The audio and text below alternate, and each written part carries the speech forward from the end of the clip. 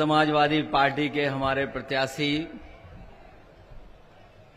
पूर्व विधायक आदरणीय हाजी रिजवान साहब, समाजवादी पार्टी के जिले के अध्यक्ष जयवीर सिंह यादव जी, समाजवादी पार्टी के लोकसभा में सांसद जियाउर रहमान बख्श जी, राज्यसभा में दूसरी बार सांसद जावेद अली खान साहब, बगल की लोकसभा के हमारे समाजवादी पार्टी के सांसद मोहिबुल्लाह साहब, हमारी पार्टी के विधानसभा में सचेतक और जिन्हें जिम्मेदारी दी है विधानसभा की, हमारे पूर्व सांसद विधायक कमाल अख्तर जी, पूर्व मंत्री जी,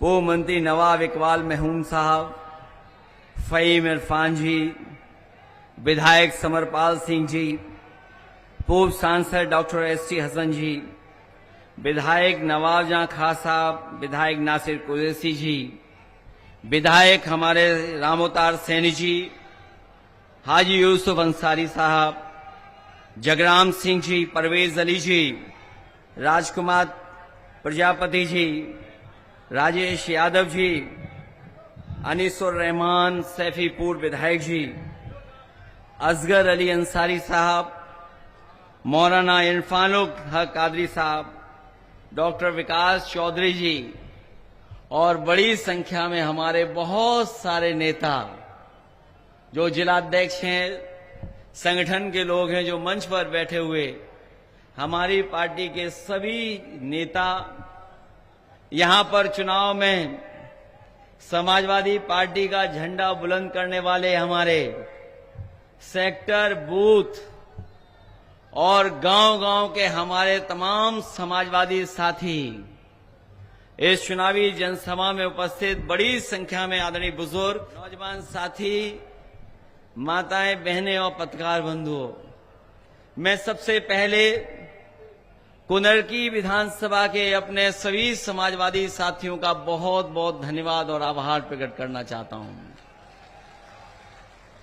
मैं देख रहा हूं मैदान में बड़ी संख्या में हमारे साथी दिखाई दे रहे हैं और ये वही साथी हैं जिन्होंने समय समय पर समाजवादी पार्टी को हमें जिताने का काम किया है। मैं आपका विशेष धन्यवाद दूंगा और मैं आभार भी प्रकट करूंगा कि आप लोगों ने समाजवादी पार्टी के फैसले का हमेशा समर्थन किया है।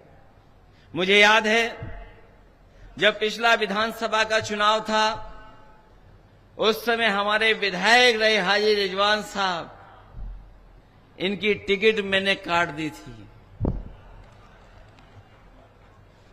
ये टिकट किसी और ने नहीं काटी थी, ये टिकट हमने काटी थी। हमारे जो नेता हैं, हमारे आप लोग जानते होंगे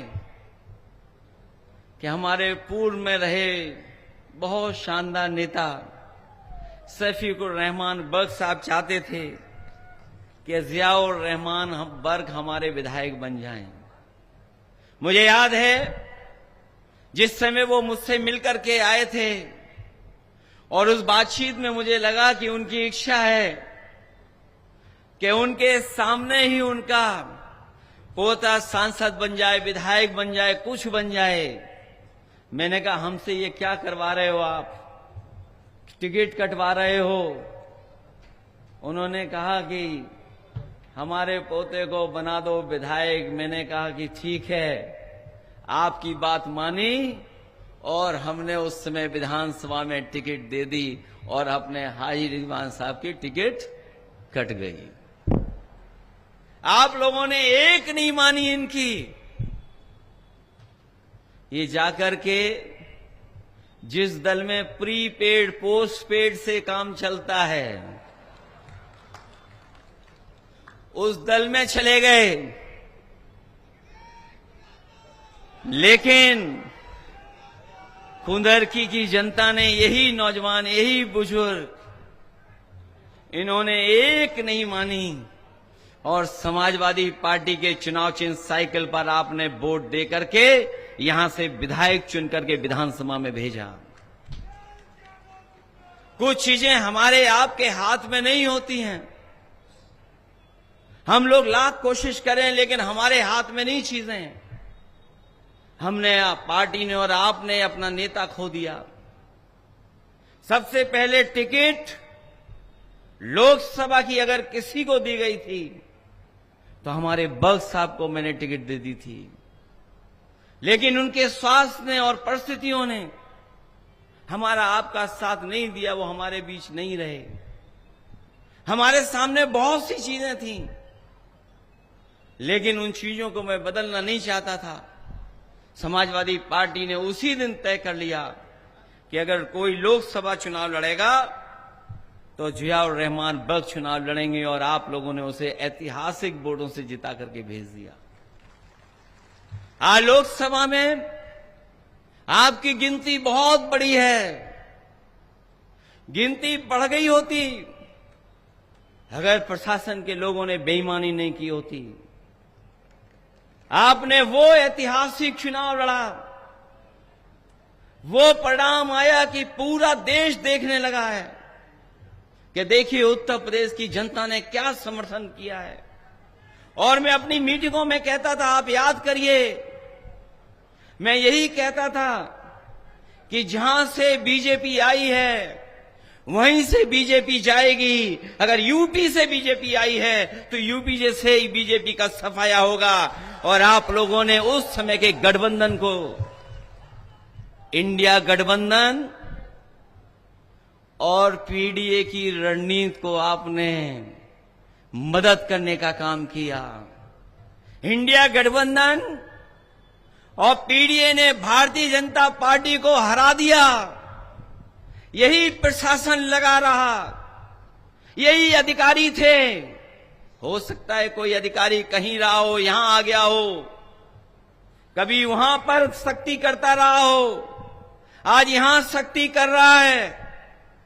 लेकिन जनता जब खड़ी हो गई तो बताओ, इंडिया गठबंधन और पीडीए की रणनीति ने बीजेपी को चारों खाने चित्त कर दिया कि नहीं कर दिया, बताओ।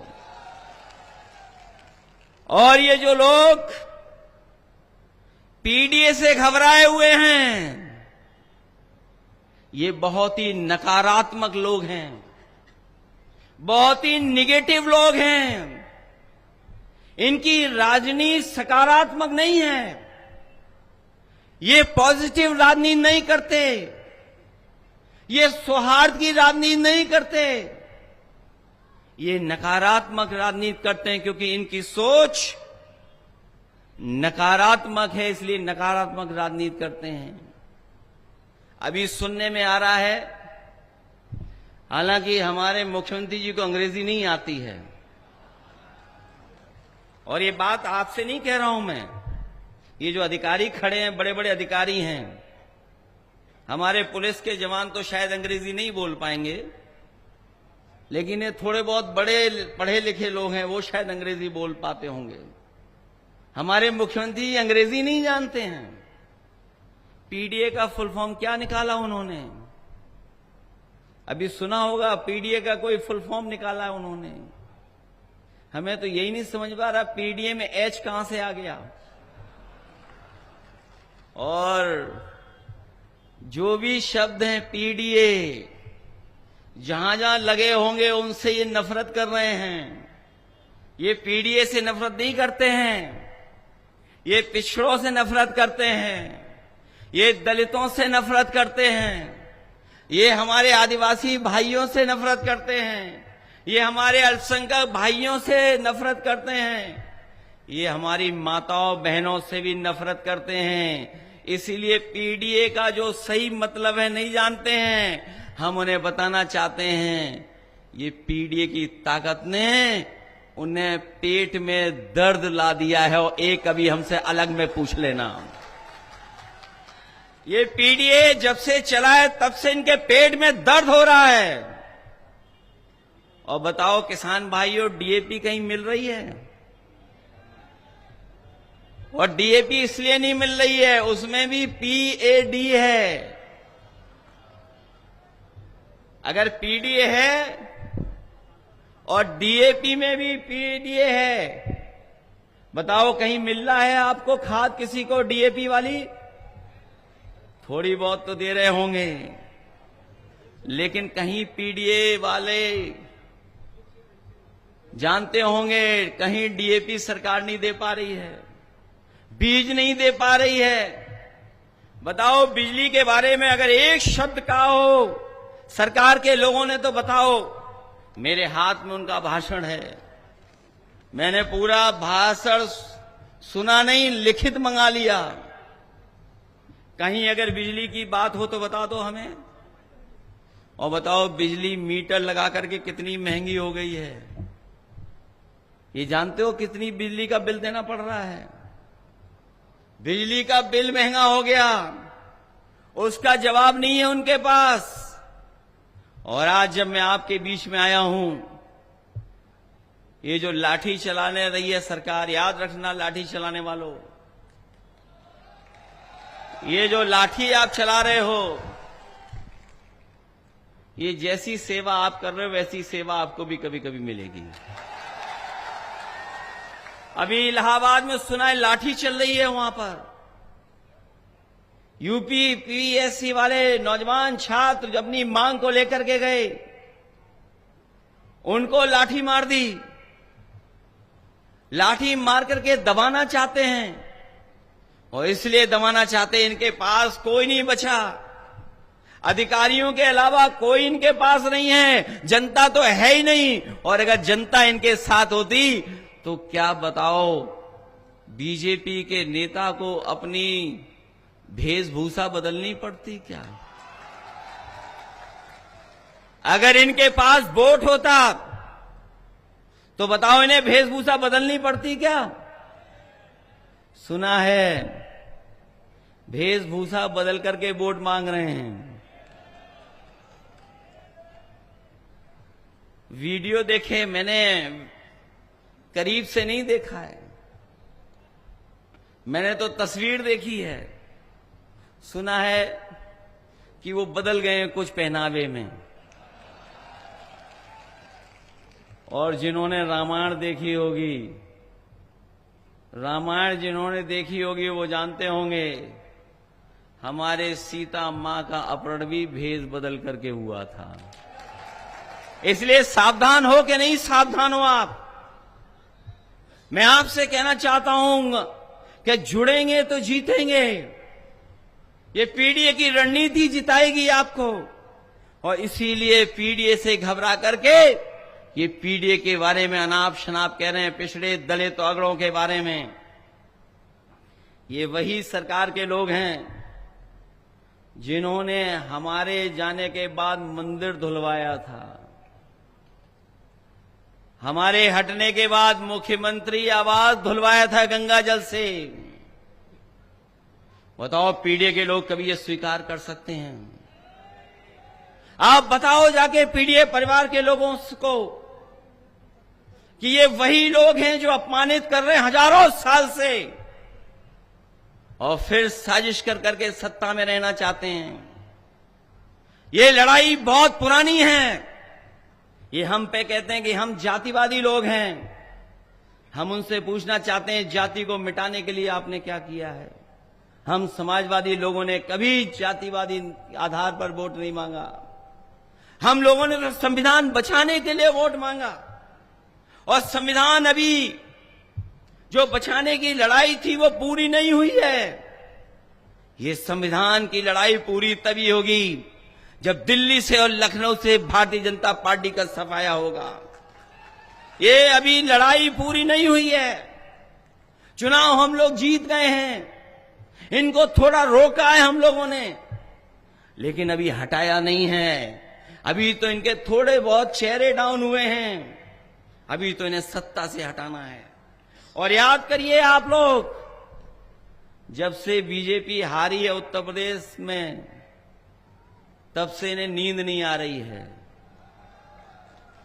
जब ये करवट बदलते हैं तो कभी यूपी याद आ जाती है, यूपी की हार याद आ जाती है, और जब दूसरी करवट सोने की कोशिश बीजेपी करते हैं बीजेपी वाले, तो उन्हें अयोध्या याद आ जाती है। ये नकारात्मक राजनीति करने वालों को जनता ने नकारने का काम किया है। इसलिए संविधान हमारी ढाल है, संविधान हमें सुरक्षा देता है, संविधान हमारी शक्ति है और संविधान हमारा रक्षा कवच भी है और संविधान हमारा पीडीए का प्रकाश स्तंभ बनकर के हमें उस रास्ते पे चलने का आह्वान करता है। इसलिए पीडीए पॉजिटिव पॉलिटिक्स है, पीडीए जोड़ने वाली पॉलिटिक्स है। पीडीए हमारे लोगों को, जो गरीब तबके के लोग हैं, उनको आगे बढ़ाने की ताकत है, उनको जोड़ करके आगे चलने की ताकत है। सुना है कि यहां पर लोग घबराए हुए हैं और अगर यही डर है तो हमें भी नहीं आना चाहिए था, हमें भी डर जाना चाहिए था। बताओ, आप लोग घबरा जाओगे, डर जाओगे आप लोग? ये चुनाव बताओ किसका चुनाव है? ये चुनाव अब समाजवादी पार्टी का और भविष्य का चुनाव बन गया है। आपके भविष्य का चुनाव है, समाजवादी पार्टी का चुनाव है। और जो ज्यादा घूम घूम करके न जाने क्या क्या कह रहे हैं, हमें बता रहे हैं हम माफिया हैं, गुंडे हैं, अपराधियों का साथ देते हैं। मुझे लगता है सरकार वाले कभी आईना देख करके घर से नहीं निकलते हैं। जो लोग हमें माफिया बोल रहे हैं, जो हमें न जाने क्या क्या बोल रहे हैं, वो जब घर से निकलते होंगे तो शायद आईना देख करके निकलते नहीं हैं। और जो लोग बुलडोजर लेकर के चलते थे, ये पहली सरकार है जिसने सुप्रीम कोर्ट ने जुर्माना लगा दिया है। हाई कोर्ट, सुप्रीम कोर्ट लगातार जुर्माना लगा रहा है, जुर्माना। क्या इनके पास कोई जवाब है इसका कि जुर्माना क्यों लग रहा है सरकार पर? अभी सुप्रीम कोर्ट का जो फैसला आया है उसमें जुर्माना लग गया सरकार को 25 लाख का। पढ़ा है कि नहीं पढ़ा आप लोगों ने? बताओ, सुप्रीम कोर्ट ने क्या नहीं कहा इनके खिलाफ? सब कुछ कहा इनके खिलाफ। इसीलिए हम आपसे कहना चाहते हैं, संविधान की लड़ाई अभी खत्म नहीं हुई है, क्योंकि ये संस्थाओं पे कब्जा कर करके बैठे हैं। यूनिवर्सिटी कॉलेजों में जहां बैठे लोग हैं, वहां पर अभी भी वही काम कर रहे हैं, वही फैसला ले रहे हैं। अभी भी नौकरियां नहीं मिल रही हैं, पीडीए के परिवार के लोगों को नौकरियां नहीं मिल रही हैं। जो कभी उंगली उठाते हैं यूनिवर्सिटी पर, चाहे वो आपकी जौहर यूनिवर्सिटी हो, चाहे एएमयू हो, कम से कम जाकर के उन्हें अपना एक्ट पढ़ना चाहिए।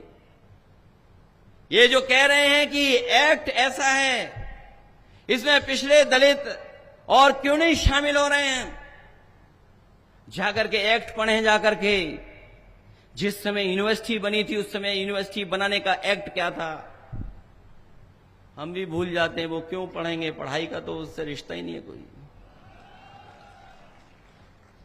वो क्यों पढ़ेंगे उन चीजों को? और मैं आपसे कहना चाहता हूं, चुनाव के बाद ही हट गए होते। जो हटने वाले, उन्हें गुस्सा आप पर नहीं आ रहा है, कहीं और गुस्सा दिखाना चाहते हैं। ये गुस्सा जो आजकल सरकार को है, वो अपनी कुर्सी बचाने का गुस्सा है, क्योंकि दिल्ली वालों ने तय कर लिया है कि महाराष्ट्र के चुनाव के बाद इनकी कुर्सी बचेगी नहीं, इनकी कुर्सी छिन जाएगी। दिल्ली गए और चाहते थे अपना कुछ बनवा लें, वो अपना नहीं बना पाए। कार्यवाहक चल रहा है, कार्यवाहक। मैं जब चला जाऊं तो यहां जितने खाकी वर्दी वाले, इनसे पूछना, अरे बड़ी दुआएं देते हो कानून व्यवस्था की, बताओ आपका जो सबसे बड़ा अधिकारी होता है वो भी अभी तक कार्यवाहक है, परमानेंट नहीं हो पाया है। और ये पहला कारवाक नहीं है, अभी तक कारवाक चल रहे हैं, कारवाक। तो दिल्ली वाले इंतजार कर रहे हैं, दिल्ली वाले मौका ढूंढ रहे हैं कि कब कुर्सी छीन लें। और आपको मैं भरोसा दिला के जा रहा हूं, देखना महाराष्ट्र में बीजेपी हारेगी और उत्तर प्रदेश में कुर्सी छिन जाएगी। बताओ उसकी घबराहट है कि नहीं है? इन पे घबराहट है इन्हें, अपनी कुर्सी बचाना चाहते हैं। कुर्सी तो तभी चली गई होती जब इन्हें लगा कि ये नुजूल की जमीन मुसलमान भाइयों की जमीन है। इन्हें हर उर्दू की चीज मुसलमान भाइयों की नजर आती है। उन्होंने सोचा कि नजूल मतलब सब मुस्लिम भाइयों की जमीन है। जब इकट्ठे विधायक हुए कि अगर ये कानून वापस नहीं लोगे तो हम आपकी कुर्सी छीन लेंगे, इन्होंने तुरंत वो कानून वापस ले लिया है। कानून वापस लेना पड़ा कि नहीं लेना पड़ा कानून? जो लोग लॉ एंड ऑर्डर की बात कर रहे हैं, मुझे बनारस से खबर मिली कि किसी बिल्डिंग में जुआ चल रहा था। हालांकि त्योहार पे तो बहुत सारे लोग खेलते हैं, हमारे यहां त्योहार पे चोरी छिपे नहीं, सब खेलते हैं। कुछ बड़ी बिल्डिंग में जुआ चल रहा था। एक पुलिस इंस्पेक्टर गए और जुआ खेलने वालों का 40 लाख रुपए लेकर के गुल हो गए। 40 लाख रुपए ले आए। और बाद में जब मैंने ट्वीट कर दिया उसको, आजकल एक्स है, एक्स पे मैंने लिख दिया और प्रेस के लोगों ने भी लिखा उस पर, तो उन्होंने कहा कि नहीं ऐसी कोई घटना नहीं हुई। मैं बधाई देना चाहता हूं, इस समय पे भी कुछ पत्रकार हैं निष्पक्ष, उन्होंने सीसीटीवी के फुटेज जारी कर दिए। उसमें पता लगा कि इंस्पेक्टर साहब एक बड़ा सा बैग लेकर के जा रहे थे। सुना है उन पे कार्रवाई हो गई है। क्या ये सरकार को नहीं पता? और आप में से सब जानते होंगे, जब से ये 100 नंबर कुछ और नंबर हुई है, पुलिस वालों ने भी अपना रेट बढ़ा लिया है। ये 100 नंबर, ये जितने लोग खड़े हैं प्रशासन के लोग, ये सब जानते होंगे कि ये 100 नंबर बनाया गया था इनकी सुविधा के लिए और जनता की सेवा के लिए। फोन करो पुलिस मदद के लिए आ जाए। अब तो फोन करो पुलिस लूटने आ रही है। ये कौन बदल रहा है ये प्रशासन को? क्या सरकार को नहीं पता? इतनी लूट मची हुई है। ये पहले बोरी में से चोरी कर रहे थे, अब पूरी बोरी चोरी हो गई। बताओ बोरी चोरी हो गई कि नहीं हो गई? ये लोग ऐसे वैसे नहीं कमा रहे हैं। एक बार बड़े अधिकारियों को पता लगा कि एक थाने में बहुत कमाई हो रही है। वो बड़े अधिकारी पहुंच गए उस थाने में, रंगों हाथों पुलिस पकड़ ली। बताओ, रंगे हाथ पकड़ ली पुलिस को। और जानते हो, बताओ क्या कमाई थी उस थाने की? कभी आपने हिसाब किताब लगाया, सोचा कि क्या कमाई थी उस थाने की? 15 लाख रुपए प्रतिदिन कमाई थी। बताओ, ये सरकार अपने आप को ईमानदार बोल रही है? मैंने 2 उदाहरण दिए हैं। अगर ये 2 उदाहरण गलत हैं तो बताए, कोई बताए हमें। जो इस जिले में अधिकारी हैं, 2 उदाहरण मैंने दिए, करो कार्रवाई। बोलो अगर ये 2 उदाहरण गलत हों तो बता दो हमें। 2 उदाहरण दिए, पूरी की पूरी सरकार ने पुलिस को चोरी पे लगा दिया। बताओ, ये बदनामी हो रही है उत्तर प्रदेश की कि नहीं बदनामी हो रही? और जो लोग सम्मान से जीना चाहते हैं, सम्मान से काम करना चाहते हैं, उन्हें सम्मान से काम नहीं करने दे रहे हैं। 50 में पायदान का आईपीएस सबसे ऊपर बैठा दिया। 48 आईपीएस अंदर ही अंदर खिलाफ खड़े हुए हैं। 50वें पायदान को सबसे ऊपर, तो बताओ जो नीचे वाले पायदान वाले हैं वो क्या कर रहे होंगे? वो सब कुछ बता रहे हैं, जगह जगह बैठ करके बता रहे हैं कि पुलिस प्रशासन क्या कर रहा है। सोचिए सरकार कैसी है, और जब अपनी बदनामी हो जाती है, बदनामी इनकी, तो बताओ एक इनकाउंटर कर करके दूसरा इनकाउंटर से बैलेंस करते हैं। मुझे याद है सुल्तानपुर में एक को मार दिया उन्होंने, गोली से मार दिया। जब जनता ने कहा कि ये गलत हो रहा है, ये बेईमानी की, रात में उठा करके मार दिया, तो जब सरकार की बदनामी हुई तो उन्होंने कहा कि हमें बैलेंस करना पड़ेगा। बैलेंस करने के लिए बताओ दूसरे को गोली मार दी, दूसरे का एनकाउंटर कर दिया। क्या यही संविधान हमें रास्ता दिखाता है? क्या यही लोकतंत्र का रास्ता है कि एक हत्या कर दें और दूसरी हत्या का बैलेंस के लिए कर दें? इसीलिए जनता ने आपको चुन करके भेजा है। इनसे ज्यादा नकारात्मक लोग दुनिया में नहीं होंगे। और जो नारा दिया है इन्होंने, जो नारा दिया है, दुनिया में के इतिहास में कहीं इतना नेगेटिव नारा नहीं दिया होगा जो ये नेगेटिव नारा दिया है इन्होंने। ये दुनिया के इतिहास में कभी ऐसा नारा नहीं आया होगा कि बटोगे तो कटोगे। और ये नारा कहां से लेकर के आए? ये नारा वहीं से अंग्रेजों से सीख करके आए, जिन्होंने कभी कहा था डिवाइड एंड रूल। डिवाइड का मतलब क्या होता है? डिवाइड का मतलब क्या है? वही है जो ये नारे में दे रहे हैं। ये जो डिवाइड एंड रूल वाले लोग हैं, ये उन्हीं अंग्रेजों के विचार बंसी हैं, उन्हीं अंग्रेजों के वचन बंसी हैं जिन्होंने इस देश को बांट करके राज करने का काम किया था। इसलिए हम कहना चाहते हैं, ये भारतीय जनता पार्टी के लोग डर के व्यापारी हैं और भय का कारोबार कर रहे हैं, भय का कारोबार कर रहे हैं। आप घबरा तो नहीं जाओगे, डर तो नहीं जाओगे? ये पहले भी मुखबिरी करते थे और आज ये चिल्ला चिल्ला करके मुखबिर बन गए हैं। इनका कोई आधार नहीं है, इनकी नकारात्मक पहचान है, इनकी जुबान भी नकारात्मकता से भरी हुई है। इसीलिए विकास की बातें नहीं कर रहे हैं, ये केवल विनाश की बातें कर रहे हैं, विनाश की बातें कर रहे हैं। इनका मन की कुटिलता है, जिसकी वजह से इनके कुटिल वचन निकल करके आ रहे हैं।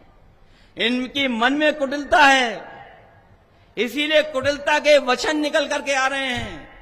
हमारे पत्रकार साथी भी जानते होंगे, अगर ये सच दिखा दें तो इन पे भी लाठी पड़ेगी। वैसे तो ये सब पत्रकार साथी हमारे साथ हैं, थोड़ा बहुत दबाव है इनके ऊपर, जिसकी वजह से हमारा साथ नहीं दे रहे हैं। लेकिन मैं जानता हूं आपके हाथ का वी देख करके और चेहरे की खुशी से कि आप भी मनी मन समाजवादियों के साथ हैं। बहुत से लोग हैं साथ आपके, लेकिन कोई नौकरी के डर से, कोई जांच के डर से, कोई किसी के डर से, ये डर से राजनीति करना चाहते हैं। बताओ अपने बोर्ड से डर निकालोगे कि नहीं निकालोगे? अगर एक बार रोकें तो रुक तो नहीं जाओगे।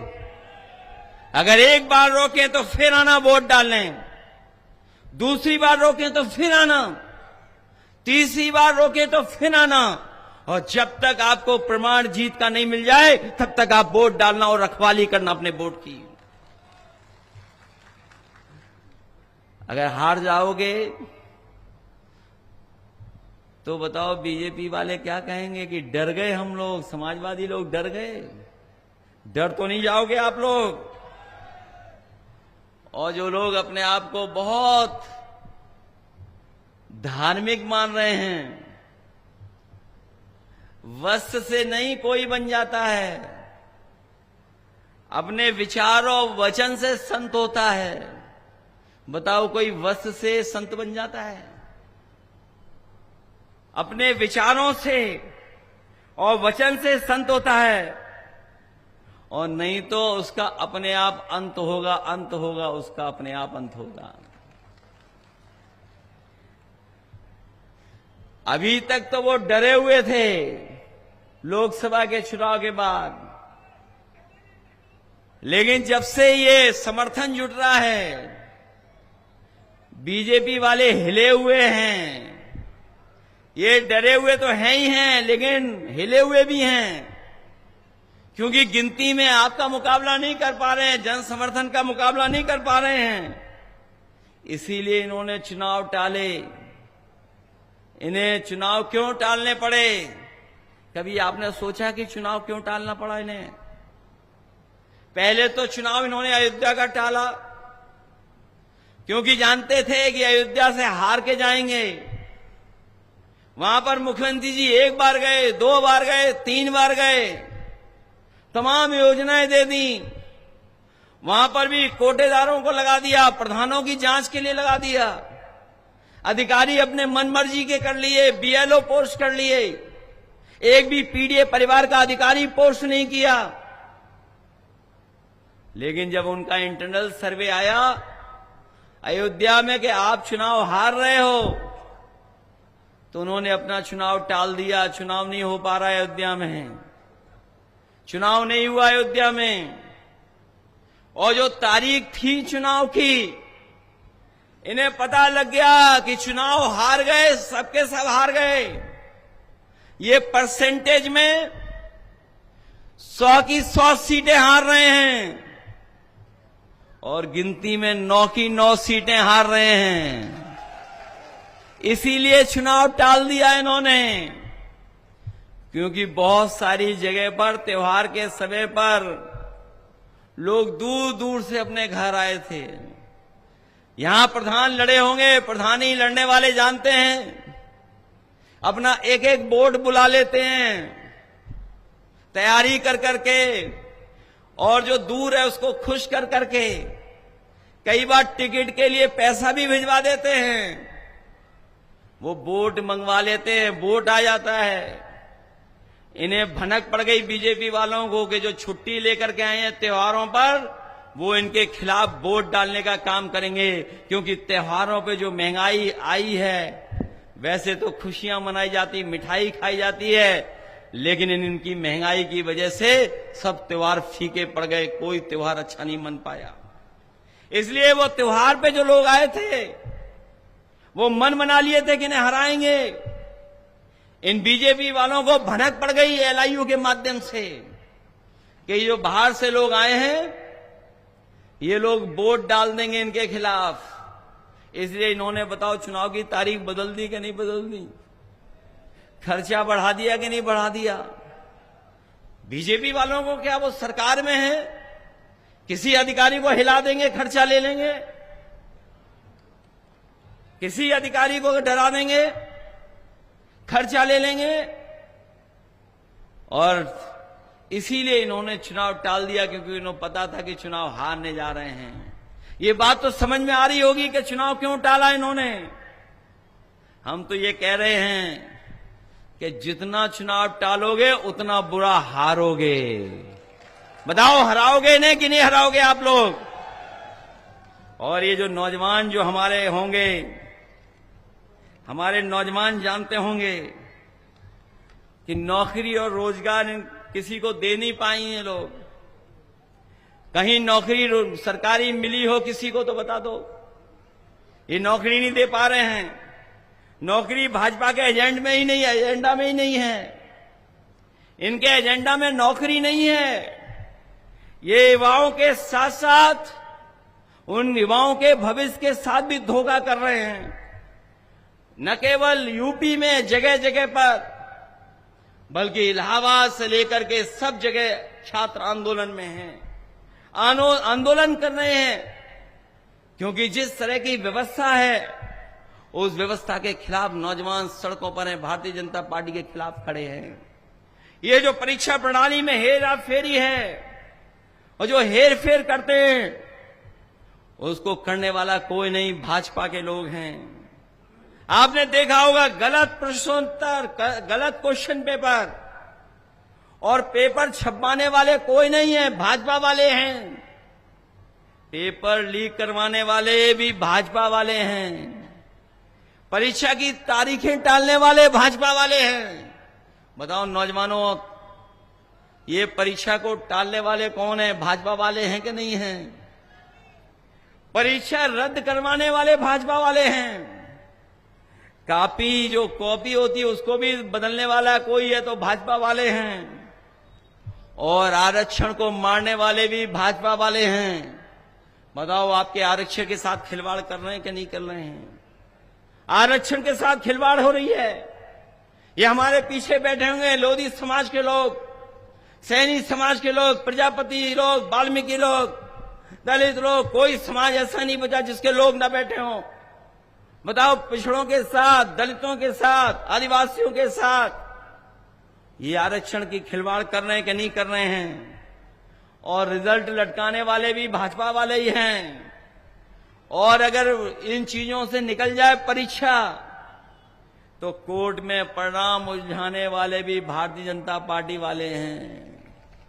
कोर्ट में परीक्षा को उलझा देते हैं। इस बार युवा इनका छोड़ेंगे नहीं, नौजवान इस बार छोड़ने वाला नहीं है इनको। इनके खिलाफ मतदान करने जा रहा है। इसलिए हम आपसे निवेदन और अपील करने आए हैं कि ये चुनाव बहुत महत्वपूर्ण चुनाव है। और बीजेपी घबराई हुई है, डरी हुई है। डरी हुई है इसलिए भी कि जनता इनका साथ नहीं दे रही है, कोई वर्ग इनका साथ नहीं दे रहा है। इसीलिए पुलिस प्रशासन को आगे कर रहे हैं। ये पुलिस प्रशासन वाले किसी के नहीं हैं। जो बात मैं कह रहा हूं वो जिम्मेदारी के साथ कह रहा हूं। ये किसी के नहीं है पुलिस प्रशासन वाले लोग। ये कल आपके थे, आज इनके हैं। इनको ये भी पता है कि कल जो भविष्य है वो समाजवादियों का है, पीडीए का है, इंडिया गठबंधन का है। इसलिए थोड़ा दिखाएंगे अपना रुतबा। अगर ये रुतबा दिखाएं तो खामोश हो जाना। लेकिन याद रखना, वोट ही असली ताकत है। ये वोट ही छीनना चाहते हैं। वोट ना पड़े इसलिए पहले ये वोटर लिस्ट में हेराफेरी करना चाहते थे। पार्टी ने सुझाव दिया, तख्ती लेकर के पहुंच गए। कोई वोट वोटर लिस्ट से नहीं काट पाए ये लोग। बताओ ये वोट क्या काट पाए? और मैं आपसे कहना चाहता हूं, वोटर लिस्ट से अगर वोट कटाओ किसी का, अगर कोई काट दे वोट वोटर लिस्ट से, तो पिछला जो वोट डाला था उस वोटर लिस्ट की कॉपी और इस चुनाव में जो वोट कटा उसकी फोटोकॉपी हमें दे देना करके, मैं आपको भरोसा दिलाता हूं उस अधिकारी को जेल भेजने का काम हम लोग करेंगे। मैंने एक बार आरोप लगाया था 2022 के चुनाव में।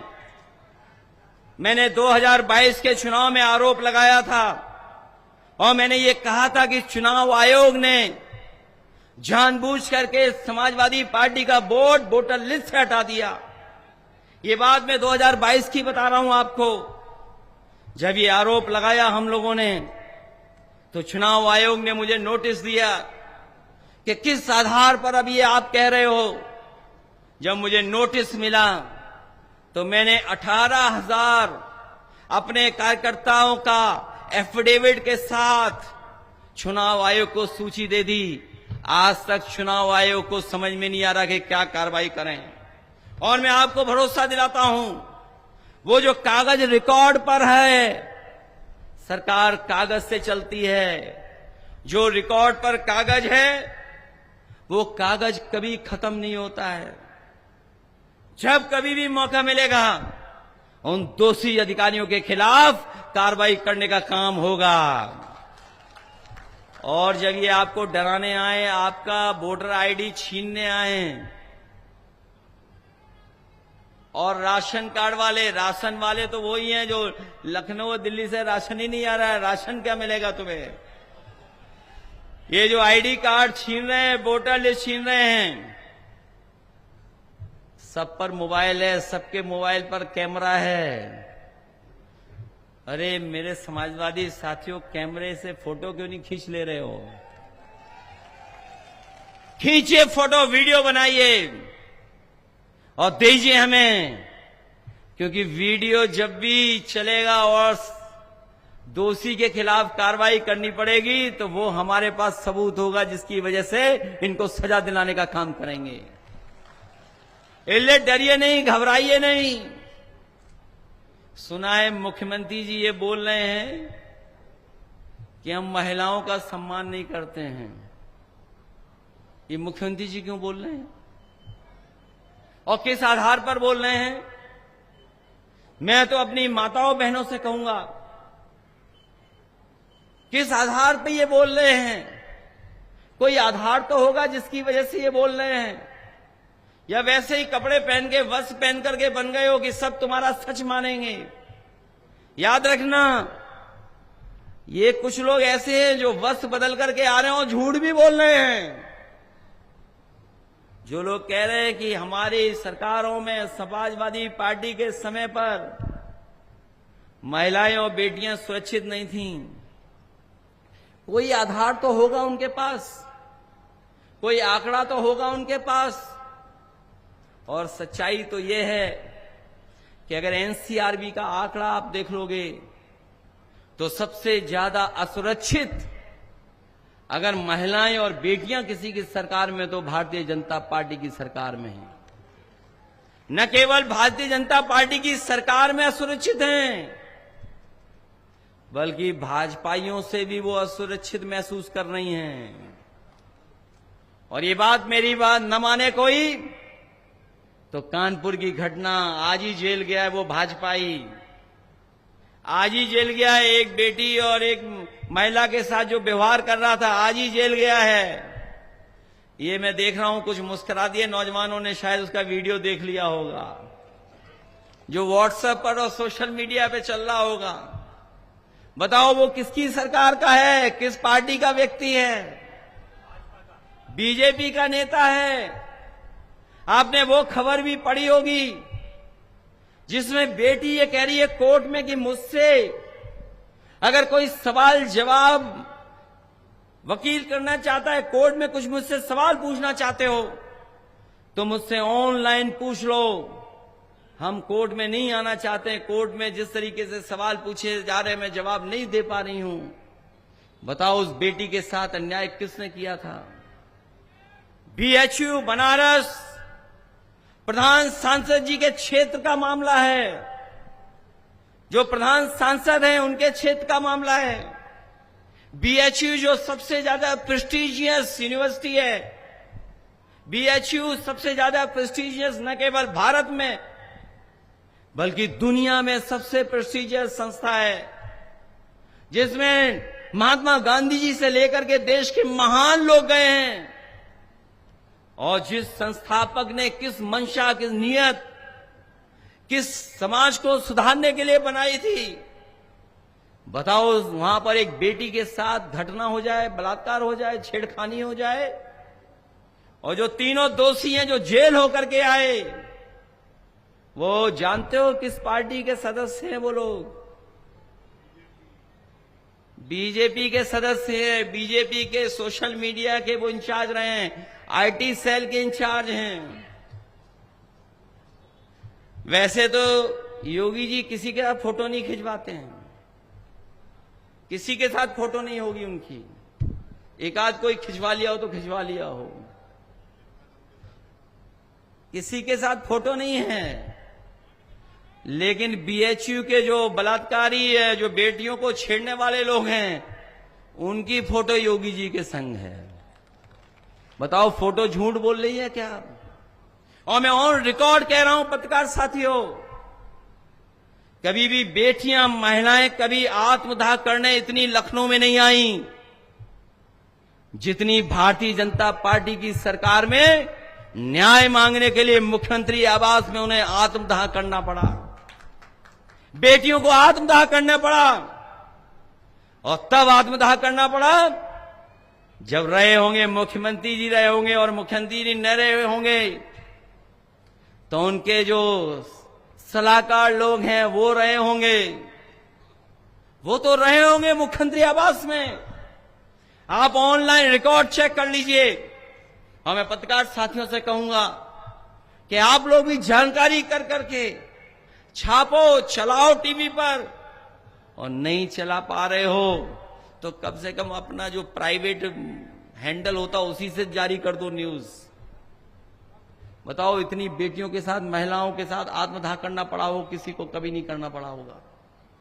और जो एनसीआरबी के आंकड़े बताते हैं वो यही बताते हैं कि उत्तर प्रदेश में सबसे ज्यादा उस असुरक्षित महिलाएं और बेटियां कहीं हैं तो वो भारतीय जनता पार्टी की सरकार में हैं।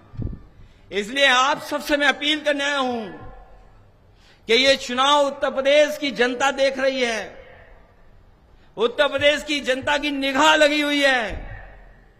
ये उपचुनाव जरूर है, लेकिन आने वाले समय में सरकार किसकी बनेगी उसका भी चुनाव है। ये ताकत इसलिए लगा रहे हैं कि इनकी कुर्सी न जाए। ये जानते हैं ये जो कुर्सी गई तो औरों की भी कुर्सी चली जाएगी। केवल लखनऊ में डेपुटेशन पे लोग नहीं हैं, यहां भी डेपुटेशन पे लोग बैठे हुए हैं जो निगरानी कर रहे हैं। इसलिए मैं आपसे कहना चाहता हूं कि बताओ, घबराओगे तो नहीं? डर तो नहीं जाओगे? बताओ, हम डरे कि नहीं डरे? हम तो नहीं डरते कभी। मुझे याद है जेपी नायसी जयप्रकाश जी के नाम पर जो बना है लखनऊ में म्यूजियम, उसमें एक बार पुलिस लगा दी उन्होंने गेट पर, इतनी फोर्स लगा दी कोई नहीं जा सकता था। मैं गया, मैंने देखा कि फोर्स लगी हुई है, क्या रास्ता निकालें? हमें कुछ समझ में नहीं आया क्योंकि सर पे लाल टोपी थी। हमने पूरा का पूरा गेट फांद करके सीधे अंदर जाकर के हम लोग जेपी जी के प्रतिमा पर माल्यार्पण करके आ गए। बताओ, माल्यार्पण करके आए कि नहीं आए? पुलिस खड़ी देखती रह गई।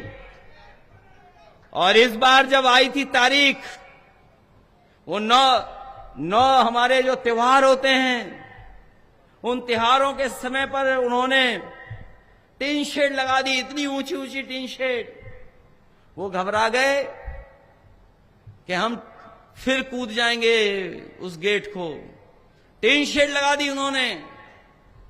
मैं रात को देखने गया, मैंने कहा टीन शेड लगा दी, कोई बात नहीं, मैं सुबह आकर के देखूंगा कि कैसे अंदर चले जाएं। पता लगा इतनी फोर्स लगा दी। और इन्हीं पुलिस फोर्स के बड़े अधिकारी आए हमारे पास, 3 बड़े अधिकारी आए, बोले आप वहां मत जाइए।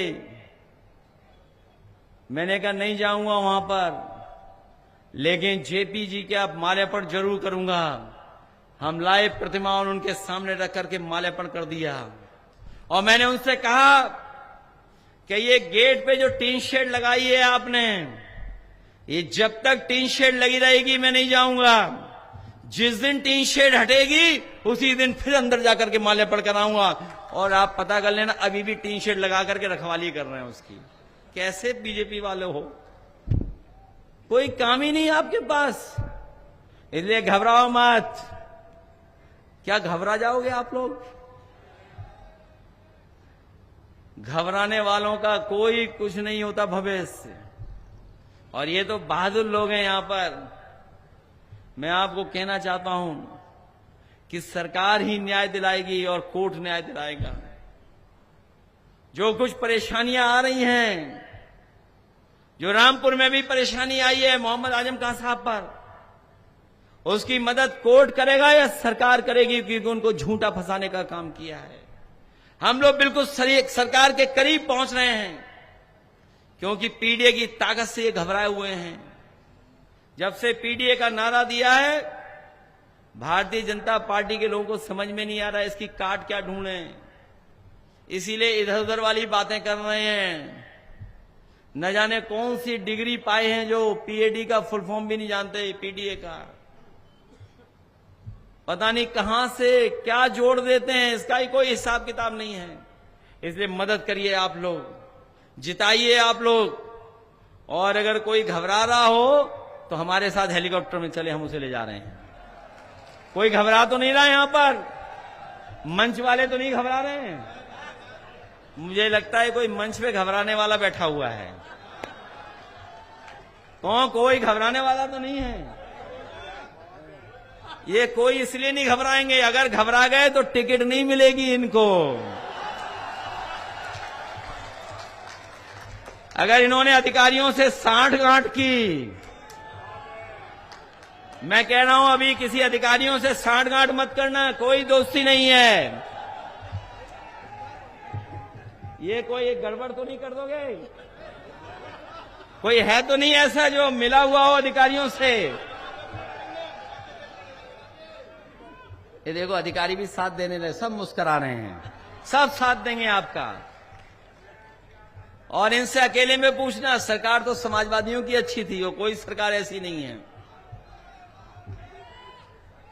जब प्रमोशन वाली बात आई थी, मुझे याद है, जब प्रमोशन वाली बात आई थी, मुझे याद है प्रमोशन जब होना था, बहुत से लोग चाहते थे कि हमारे जवानों को परीक्षा लिखी जाए, परीक्षा दें, तब इनको प्रमोट किया जाए। मैंने कहा कोई परीक्षा नहीं होगी, सीधा प्रमोशन होगा। इनसे पूछ लेना, जो भी प्रमोशन पाए होंगे उस समय कोई परीक्षा, कोई किसी को लेन देन नहीं करना पड़ा था, सीधा सीधा प्रमोशन हो गया था। और कभी हेड कांस्टेबल इनोवा और मोटरसाइकिल पे नहीं चलता था, गाड़ियों पे नहीं चलते थे हेड कांस्टेबल। बताओ, हेड कांस्टेबल के लिए और डायल 100 में गाड़ियां किसने दी पुलिस को? समाजवादियों ने दी, समाजवादियों ने। इसलिए सुधार किसी ने किया तो समाजवादियों ने किया है। इसलिए ये आपकी मदद करेंगे, घबराइए नहीं। ये तो केवल अपना रुतबा दिखा रहे हैं कि मुख्यमंत्री जी खुश हो जाएं, बस खुश होने के लिए रुतबा दिखा रहे हैं। अभी मैं देख रहा था, एक पुलिस इंस्पेक्टर यूं करके वीडियो बना रहा था। अरे भाई, टेक्नोलॉजी हमने बहुत देखी है, अब मुस्कुरा रहे हो वीडियो बनाने वाले। यूं मोबाइल करके किसी को दिखा रहे थे कि देखो सपा जीत रही है। वहां पर कोई वीडियो बना रहा था, वहां पर यूं ऐसे वीडियो दिखा रहे थे कि देखो सपा की भीड़ कितनी है। तो सोचो, पुलिस के लोग भी अगर वीडियो दिखाने लगा तो बताओ कौन किसकी जीत हो गई? हो गई जीत कि नहीं हो गई? आपका वोट इतना है कि उसको भी टोपी पहननी पड़ रही है। और अगर योगी जी को पता लग जाए कि टोपी पहन ली तो बताओ उसका क्या होगा? वही होगा लखीमपुर में जो विधायक के झापड़ मारा था किसी ने। वो सब विधायक तैयार हैं इस बार। बताओ, विधायक को झापड़ मारा था कि नहीं मारा था? क्या हुआ? विधायक को झापड़ मारा।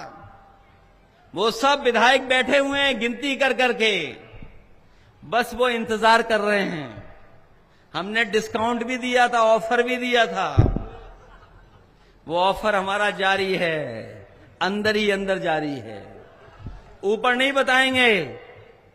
हमारा ऑफर अंदर ही अंदर जारी है। और मैं आपको कह के जा रहा हूं, आज तारीख कितनी हो गई है और वोट कब डालना है आपको? 20 तारीख तक गायब रहो, एकदम छिपे रहो, किसी से मिलना मिलाना नहीं है,